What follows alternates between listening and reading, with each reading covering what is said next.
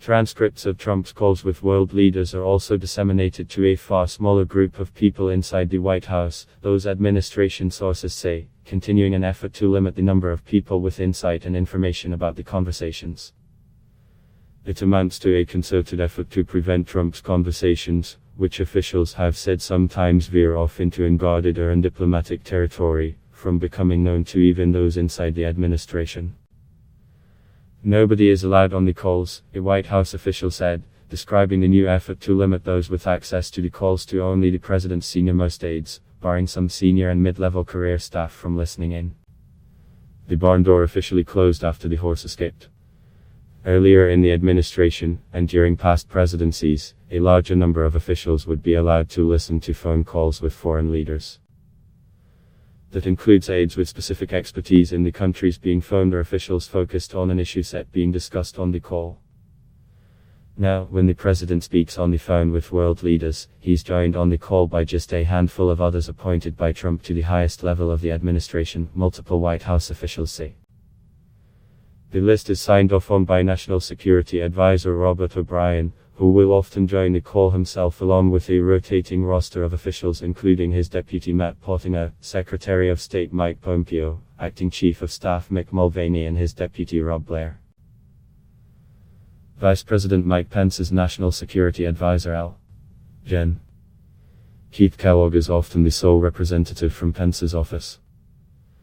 Drawn from the calls are some of the career staffers and detailees whose roles included taking notes and providing edits to the eventual transcript of the conversations meant to clarify what was said.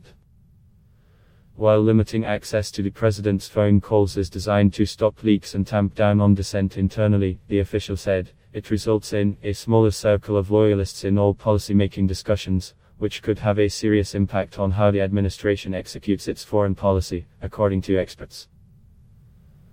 Another White House official jokingly called the change the Vindman rule after Al Gore.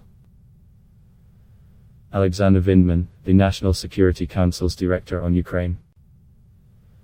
Vindman was among those who listened to the July 25 call from the Situation Room. He found the call so concerning that he reported it to National Security Council lawyers. The call was also the foundation for the whistleblower complaint that was filed by a member of the intelligence community and which formed the basis for the impeachment inquiry. Last month, Vindman testified to the House Intelligence Committee that he felt the call was improper and that it undermined US national security. Vindman wouldn't hear the July 25 call if it happened tomorrow, the first White House official told CNN. Vindman is still detailed to the National Security Council from the Pentagon. Despite speaking out against Trump, he continues to work on Ukraine matters at the White House. Trump appeared to be referencing Vindman on Friday when he insisted his phone call with Ukraine's president was perfect. I'm lucky we had this transcript, which, by the way, has been verified by the Lieutenant Colonel, okay? Trump said, emphasizing the word lieutenant in Vindman's title. He's another beauty. Reducing access. Trump's aides have previously taken steps to reduce the number of people on his foreign leader calls. In 2017, leaked transcripts of calls Trump had with the leaders of Australia and Mexico embarrassed the White House and the National Security Advisor at the time, Gen. H.R. McMaster, made moves to restrict who could listen in. Some of those restrictions were loosened when the role was taken over by Ambassador John Bolton, who favored traditional protocol and process.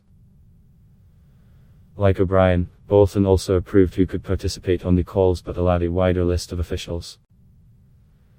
The July 25 call, which was expected to be routine, according to the whistleblower, included not just Vindman but the Vice President's advisor on Russia, Jennifer Williams, as well as a National Security Council press aide and White House Situation Room staff in charge of the summary of the call.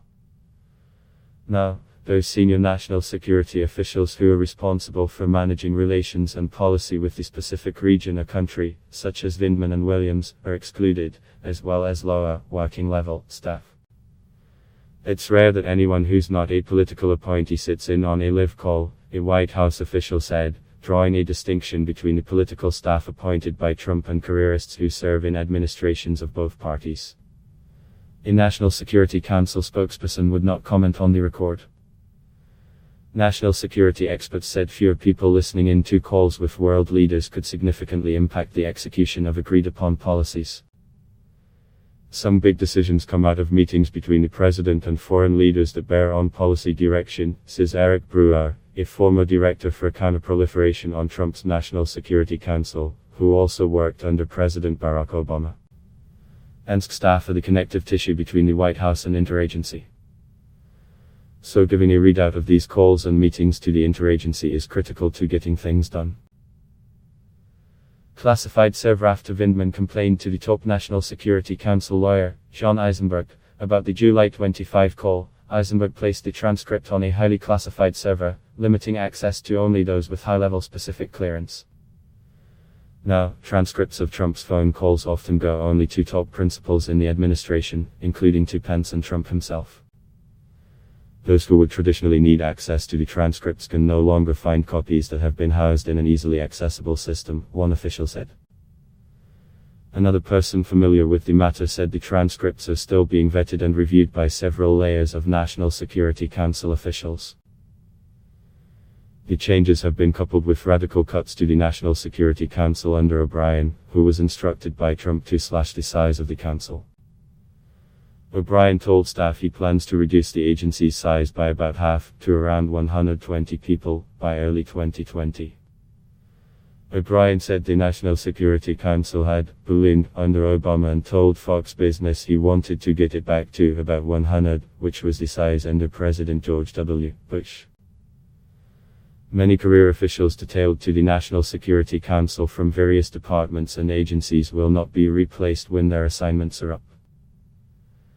Trump hinted publicly at his desire to cut back on those who could participate in his calls amid hearings in the House impeachment inquiry, saying that some of the most damaging testimony against him came from people he doesn't know, including Vindman, whose credibility stemmed from their apolitical roles and proximity to Trump's calls, White House officials previously told CNN. The national security professionals seeking to advance those policy objectives may or may not reflect or even be aware of Trump's personal views, which are often divorced from a rational process and center on Trump's own obsessions and political interests at the expense of the national interest, Colin Kahl, a former national security advisor to Vice President Joe Biden, said. CNN's Kevin Liptak contributed to this report.